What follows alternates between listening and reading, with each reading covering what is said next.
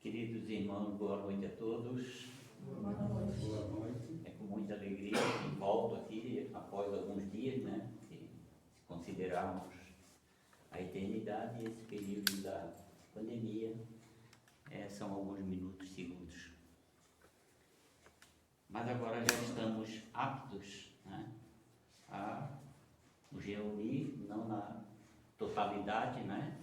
Mas em parte isso já é o suficiente para a gente continuar aprendendo a doutrina do Cristo.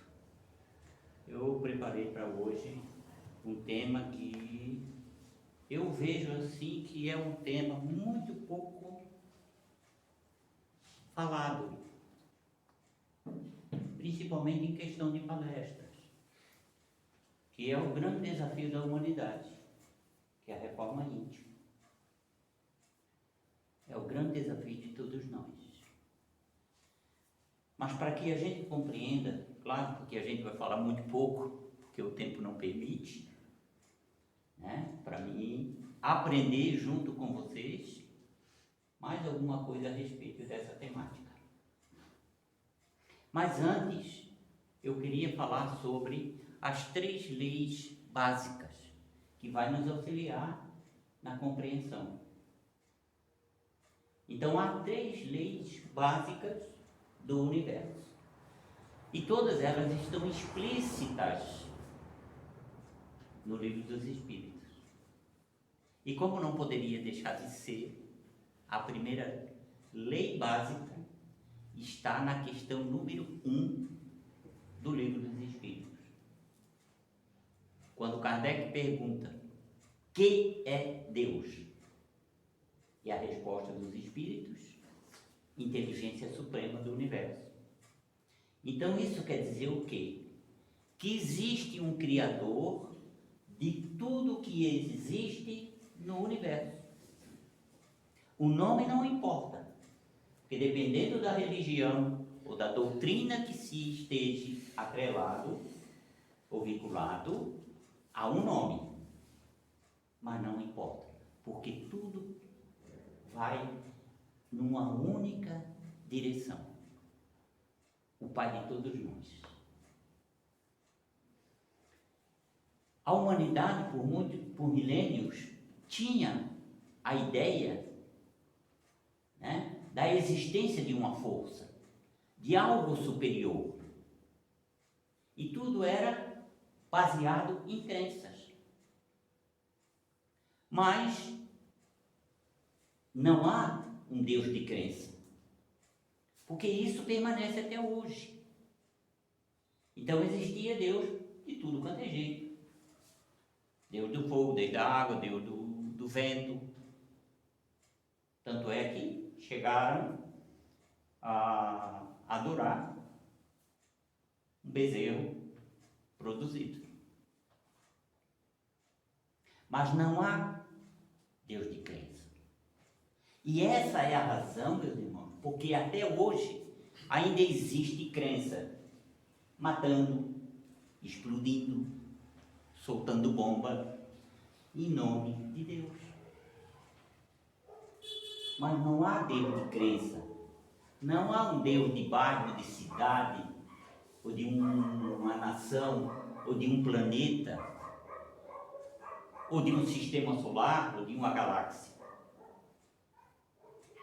Deus vai além de tudo isso. Nós não façamos ideia das coisas. Pesquisando, essa aqui é a galáxia, é uma supergaláxia, a maior que a medicina já observou até hoje. Se nós pegássemos uma nave que viajasse à velocidade da luz, para nós atravessarmos de uma extremidade até a outra, levaríamos 6 milhões de anos-luz. Não temos capacidade sequer de imaginar isso. Então, nós temos que mudar o nosso conceito de Deus.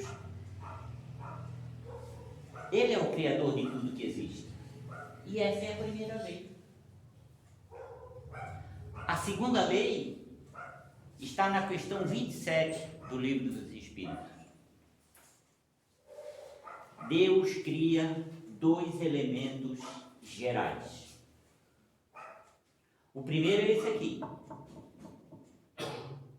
O segundo é daquilo que você é feito.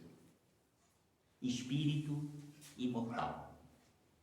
E note na questão 27, quando ele pergunta, então há dois elementos gerais do universo?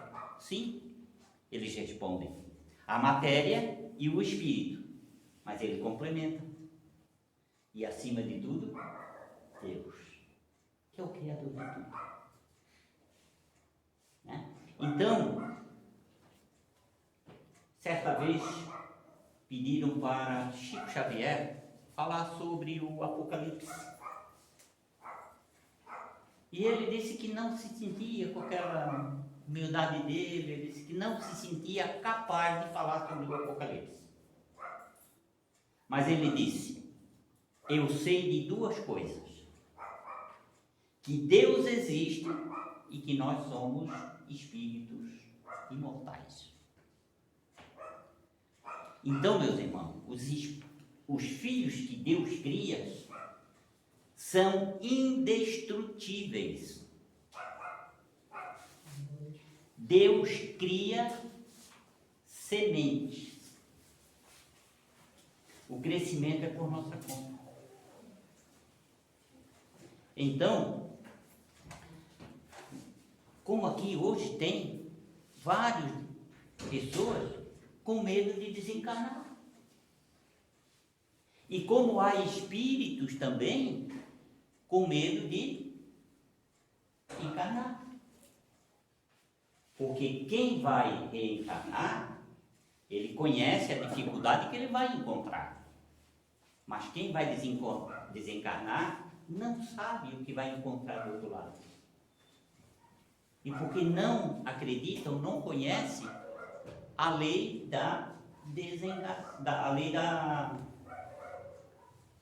a lei de evolução. Que o meio para a gente evoluir é através do encarne do espírito e do desencarne. Não tem outro meio. Esse é o meio que Deus nos utiliza. E a terceira lei está na questão 115 do Livro dos Espíritos. Quando ele responde a Kardec, Deus nos criou simples e ignorantes. E nos deu uma missão para, passo a passo, nós alcançarmos a perfeição. Então, vejam que Deus poderia criar tudo perfeito. Seres perfeitos, mundos perfeitos. Então não precisaríamos estar passando por tudo isso. Mas ele não quis. Porque ele cria semente. O progresso, o crescimento é por nossa conta. E essa é a nossa grande tarefa. E ele nos coloca no lugar que merecemos e com quem merecemos. E com quem precisamos. Para esse processo de evolução. E essa é a terceira lei. Então, a nossa grande tarefa, meus irmãos, primeiro, semear. Segundo, regar. Terceiro, cuidar. E a quarta é colher o que plantamos.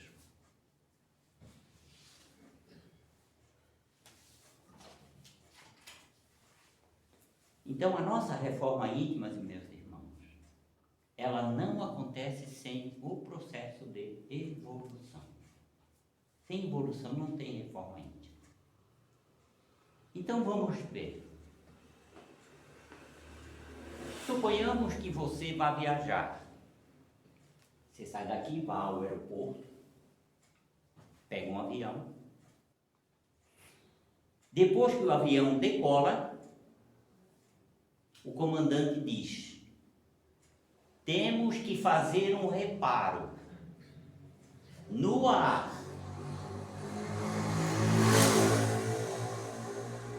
Reforma íntima é fazer um reparo num avião que já decolou.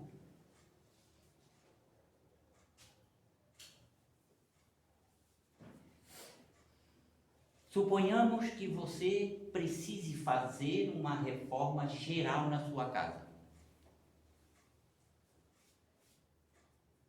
mas sem ninguém sair de dentro. O que é que a gente está querendo dizer com isso? Que você não precisa parar de fazer, tá, o que tem que fazer para fazer a reforma íntima. É fazendo a reforma íntima que nós vamos progredir. Deus não espera que nos tornemos perfeitos para fazer o que tem que ser feito. É fazendo esse trabalho. E a reencarnação é um meio de aperfeiçoamento, como diz. Não há. E tem uma coisa: se você está esperando para se melhorar, para trabalhar, a situação e a resposta não é boa. Então é preciso que você trabalhe e aguarde para ser melhor. Porque é trabalhando no Evangelho do Cristo que nós vamos nos aperfeiçoando. E a cada dia nesse trabalho que nós fazemos, com base nos ensinamentos do Cristo, isso vai agindo em nós e vai nos transformando. Esse é o trabalho que nós temos que fazer. Então Jesus traz uma plataforma com 3 corações. Glória a Deus nas alturas, paz na terra, boa vontade para com os seres humanos. Boa vontade. E é isso que nós temos que tirar de dentro de nós. Porque sem essa boa vontade, nós não vamos conseguir fazer essa reforma íntima. Mas todos nós ainda carregamos muitas imperfeições. E é isso que que geralmente nos atrapalha. Então é preciso entender que toda imperfeição gera um sofrimento, por mínima que ela seja. E como está ali no Evangelho, no capítulo 3, os Espíritos dizem: daqui tu não sairás, enquanto não cumprires, não pagares o teu último centavo. Enquanto você não estiver apto a subir a um mundo melhor, você não vai. Você tem que evoluir ao ponto de aquele mundo melhor ser compatível com o teu grau de aperfeiçoamento. E Deus nos coloca no lugar que merecemos, com quem merecemos, que é a primeira célula da sociedade, o lar. Porque é no lar que reúnem-se as pessoas que merecem e precisam trabalhar em conjunto para esse processo. Mas notem que nós levamos uma vantagem aí. Porque no lar, aquelas pessoas que convivem conosco e nos amam, nós temos uma cota maior de tolerância. Não é verdade? Você trata uma visita como trata os seus familiares? Um pouquinho diferente. Então nós temos essa tolerância. Mas nós somos impetuosos, nervosos, agressivos. Mas não se preocupe.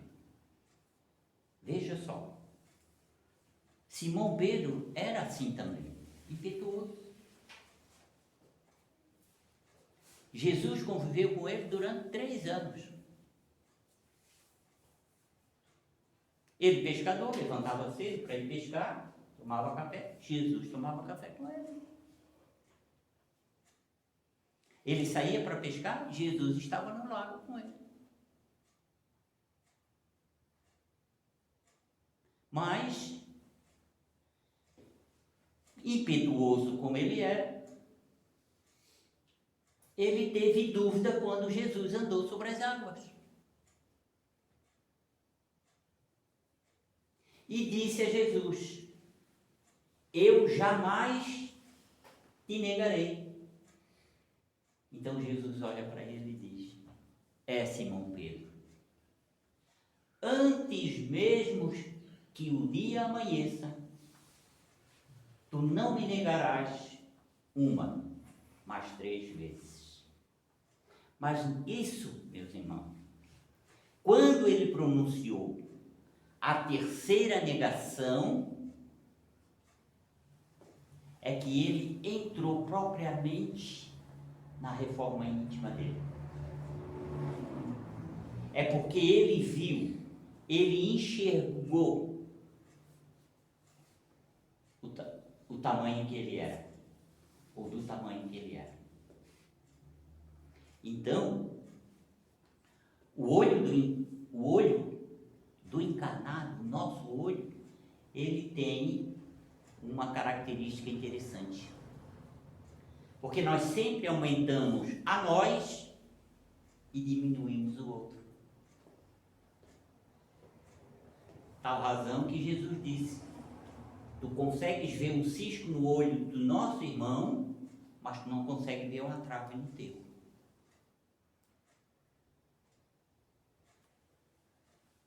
E esse é o primeiro passo, meus irmãos. É ver, enxergar, assumir e aceitar. É você olhar no espelho e dizer para ele: eu sou desse tamanho. Fazer uma análise e dizer: esses são os meus defeitos. E aceitá-los. Porque sem isso, meus irmãos, você não melhora aquilo que você acha que está bom. Porque nós sempre pensamos que aquilo que a gente faz, que pensa, está bom. Mas na realidade não está. Está muito longe da realidade. Nós estamos num processo constante de aperfeiçoamento, de melhoramento dos nossos pensamentos. Pensamento, fala e conduta. Livro Vinha de Luz, capítulo 110. Emmanuel diz: pensamento, fala e conduta. É essa tríade que nós temos que trabalhar em nós. Então, veja só que Jesus não se baseou em ter ou não Simão Pedro, imperfeições. Porque mesmo sabendo das imperfeições que ele tinha, e sabendo que ele o negaria 3 vezes, ele o escolheu para ser o líder dos apóstolos. Então essa não é razão. E o fato de nós sermos imperfeitos não é desculpa para nós não fazermos a reforma íntima. Por quê? caminho nós temos. Aqui está a bondade do Pai, do Cristo. É só nós utilizarmos. Porque, na verdade, meus irmãos, Jesus nos ama com um amor verdadeiro, com um amor incondicional. Mas o nosso amor, ele é um meio comerciante, vamos dizer assim. Você diz, eu te dou 2 quilos de amor e você me devolve 2,100. É retributivo. Nós sempre queremos mais do que o outro.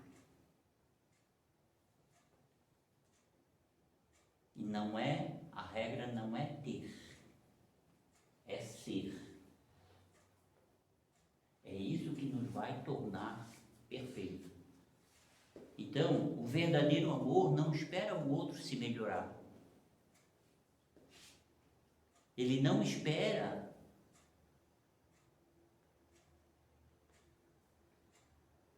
trabalho a mais ou algo superior ao outro. Ele espera o trabalho que temos que realizar para que esse amor vá verdadeiramente chegar nesse ponto.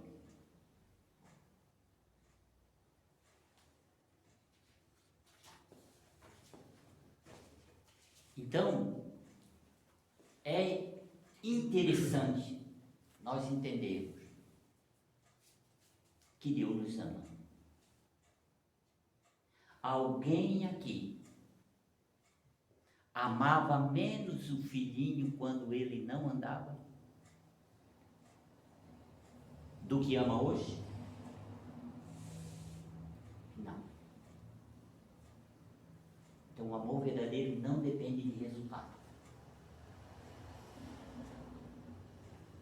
Não há tolice, não há maldade que você possa fazer que vá diminuir o amor de Deus, o amor de Jesus por nós.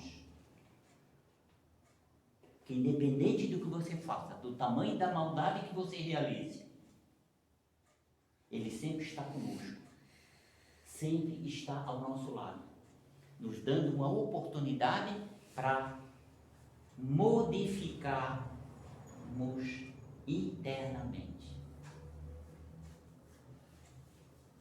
Então, meus irmãos, nós temos que aprender a florescer. Não esperar o jardim florescer. Florescer antes.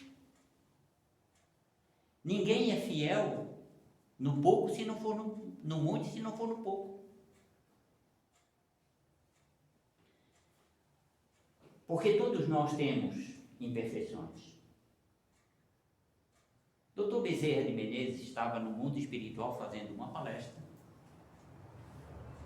e alguém disse: Dr. Bezerra de Menezes, eu não aguento mais esse movimento espírita. Eu não aguento mais os espíritas. Mas na verdade, Dr. Bezerra, eu não aguento mais a mim mesmo. Porque eu tenho muitas imperfeições. Eu ainda tenho maldade, sou muito ciumento, maltrato as pessoas, falo mal das pessoas. Então eu não estou preparado para fazer o trabalho que o Senhor está nos convidando a fazer. O doutor Bezerra escutou com muita paciência, atenção, e disse para ele: eu também, meu irmão. Todas essas imperfeições que você tem, eu também tenho. E o nome da palestra era A Diferença. E ele disse: mas há uma diferença. E daí ele perguntou: mas qual é a diferença, doutor Bezerra? Então ele disse: é que antes Eu também achava bom ser invejoso, ser ciumento, maltratar as pessoas, falar mal das pessoas. Então, eu também achava bom e eu corria na direção dessas imperfeições. A diferença é que hoje eu corro dessas imperfeições. E a pergunta é: para onde você está correndo? Na direção das imperfeições ou está correndo delas? Há de se pegar esse exemplo.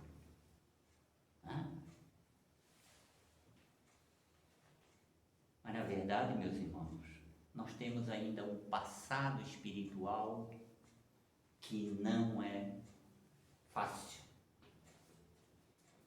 E isso vem à tona a nós de vez em quando. Haroldo Dutra, numa palestra que ele fazia, aliás, no seminário, ele contou o caso que aconteceu com ele. Ele estava dirigindo, levando o filho para a escola, quando de repente alguém entrou, fechou o carro dele, quase batendo. E ele abriu o vidro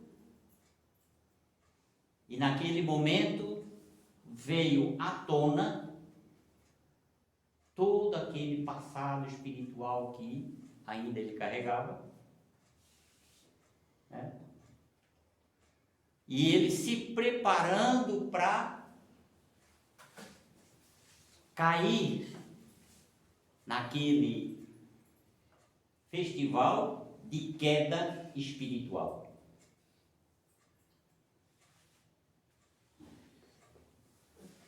E daí, quando ele baixou o vidro, o filho dele olhou para ele e disse: "Tá nervoso, papai?"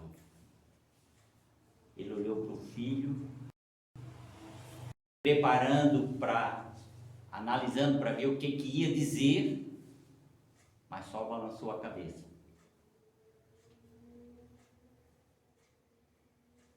Sabe o que ele disse? Como é bom ter um fiscal em casa.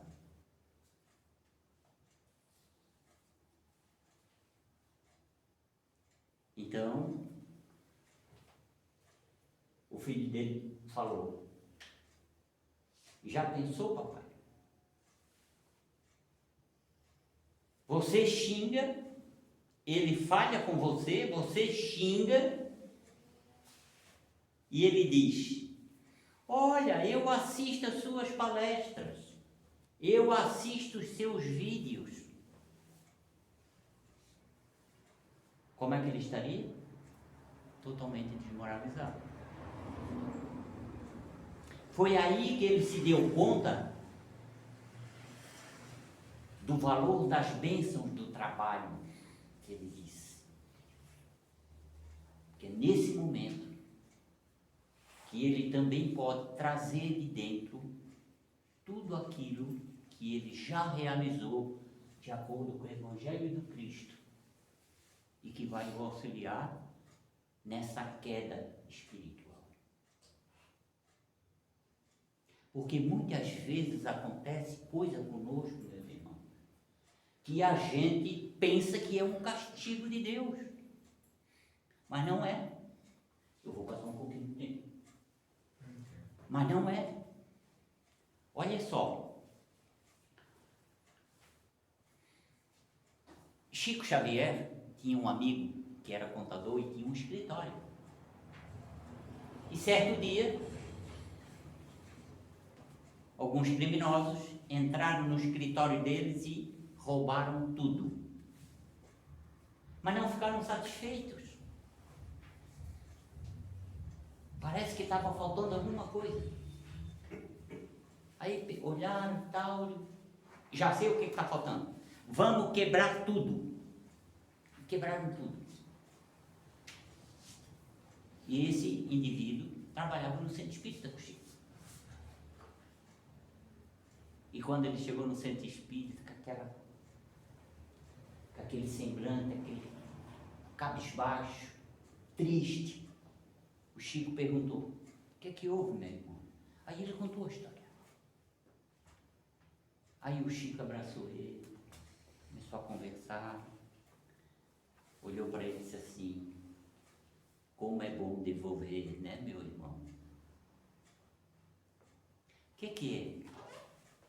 O que ele está querendo mostrar aí? Que muitas vezes as coisas que nós estamos passando é algo que nós estamos devolvendo, porque esse era uma manchinha que nós tínhamos no perispírito.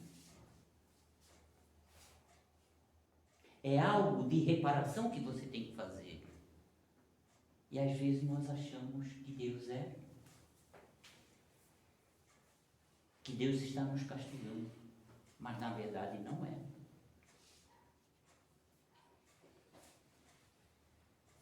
Então, meus irmãos, nós temos que focar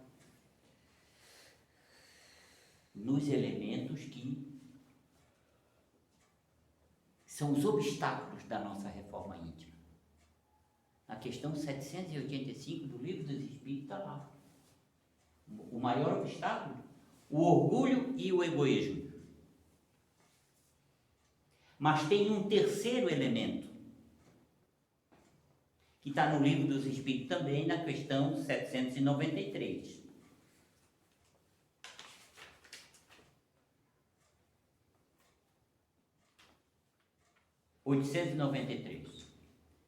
Que fala qual a mais meritória de todas as virtudes. Eles respondem, mas eles dizem, ainda completando, a sublimidade da virtude, porém, está no sacrifício do interesse pessoal,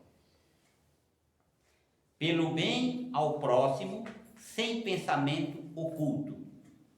A mais meritória é a que assenta na mais desinteressada caridade. E é o interesse pessoal. Por quê? Porque nós temos um ego, o nosso eu, o nosso ego, e Emmanuel, no livro Fonte Viva, ele traz essa situação, né? Ele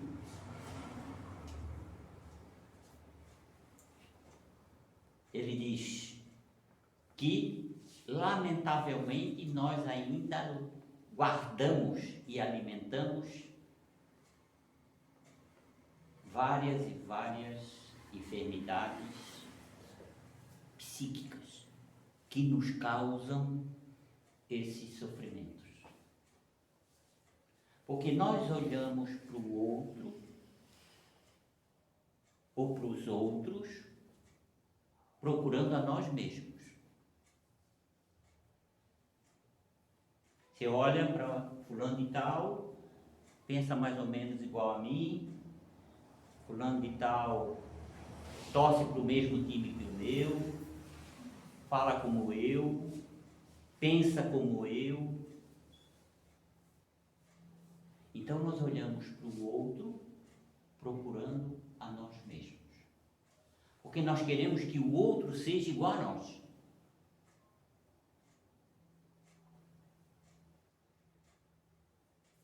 Já imaginou uma palhoça só de você? Você sabe assistir uma palestra, quem está falando? Você. Você vai na padaria, quem é que está servindo? Você. Você vai no restaurante, quem é que vai servir o prato? Você. É você que fez o alimento, preparou.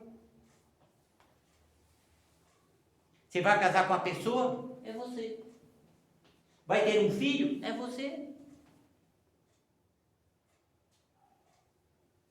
Imaginou? O que iria acontecer?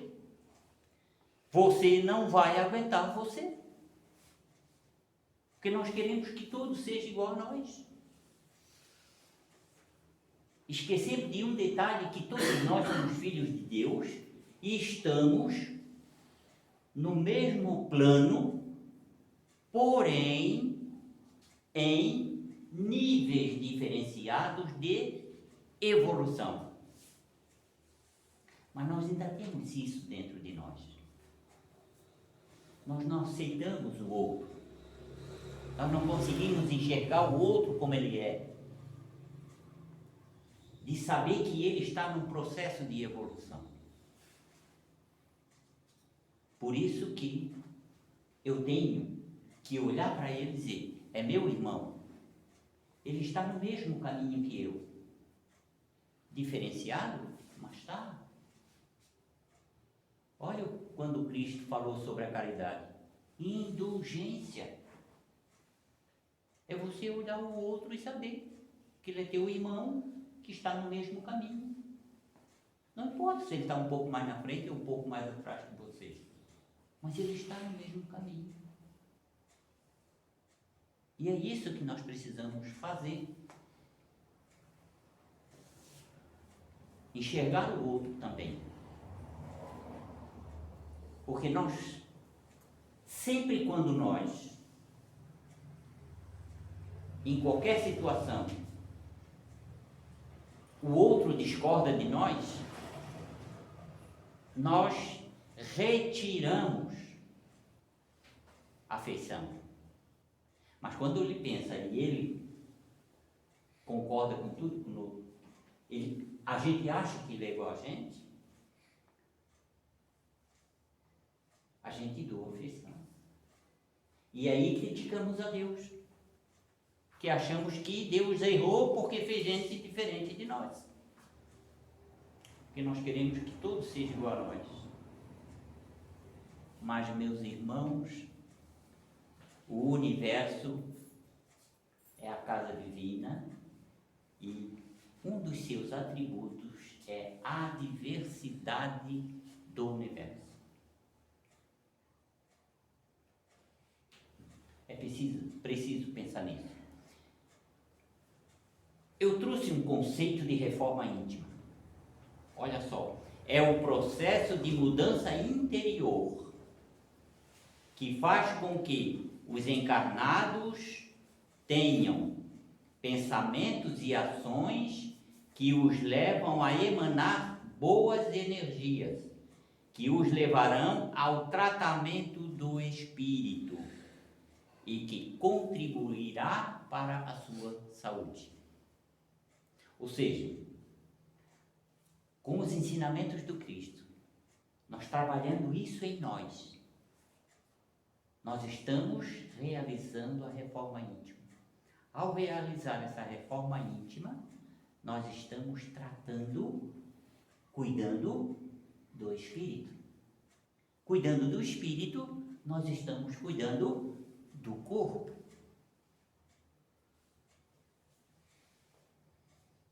Então, a reforma íntima é nós, através dos ensinamentos de Jesus, eliminar, reformar, alterar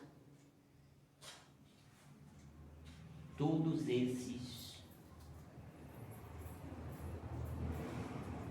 erros, esses arquivos maléficos que nós carregamos conosco. E esse, como disse no começo, é o nosso grande desafio. Podemos começar agora, porque isso depende de cada um de nós. E com isso, eu espero ter contribuído, pelo menos, com alguma coisa que aqui foi falado, para o nosso melhoramento. De outro lado, eu agradeço mais essa oportunidade, agradeço a Deus, nosso Pai, aos nossos benfeitores amigos que aqui estão conosco, nos assistindo, e que tenhamos uma boa noite e, por que não dizer, um excelente final de semana. Muito obrigado e Deus nos abençoe.